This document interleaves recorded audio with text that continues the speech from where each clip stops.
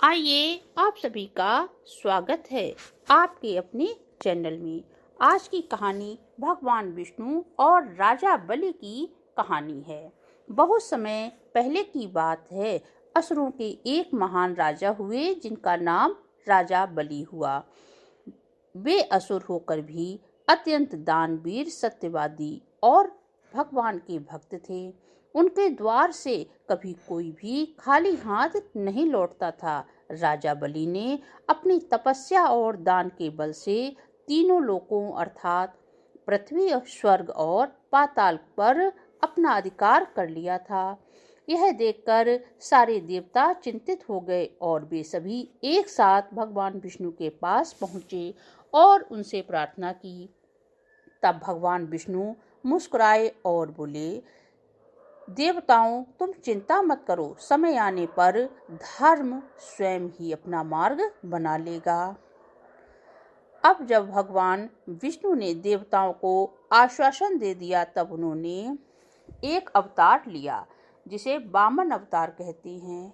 वामन अर्थात भगवान विष्णु एक छोटे से ब्राह्मण के बालक के रूप में अवतरित हुए और वे राजा बलि के यज्ञ में पहुंचे। उस समय राजा बलि एक विशाल यज्ञ कर रहे थे। राजा बलि ने देखा कि एक छोटा सा पर तेजस्वी बालक शांत मुख, दिव्य आभा लिए उनके दरवाजे पर खड़ा है। बलि ने कहा, बस जो चाहो वो मांग लो।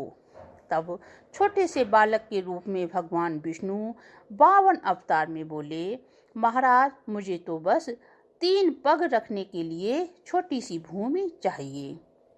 तब वहां के सभी सभागृह में लोग हंसने लगे। इतना महान दान यहाँ पर हो रहा है और इस बच्चे ने मांगा तो सिर्फ छोटी सी भूमि।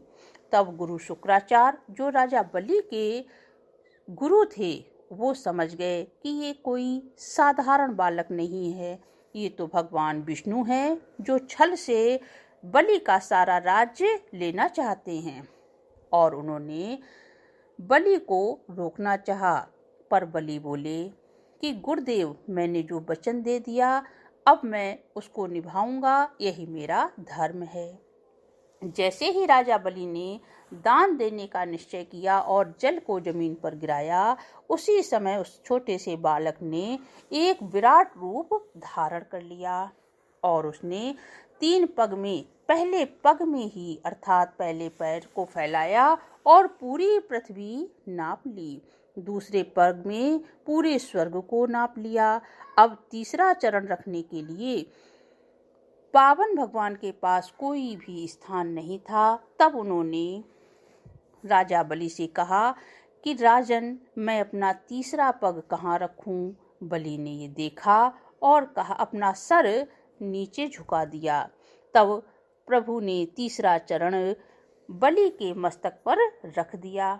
भगवान विष्णु ने बलि के सिर पर पग रखा और उन्हें पाताल लोक भेज दिया और साथ में यह वरदान भी दिया कि बलि, तुम तो सचमुच बड़े भक्त हो।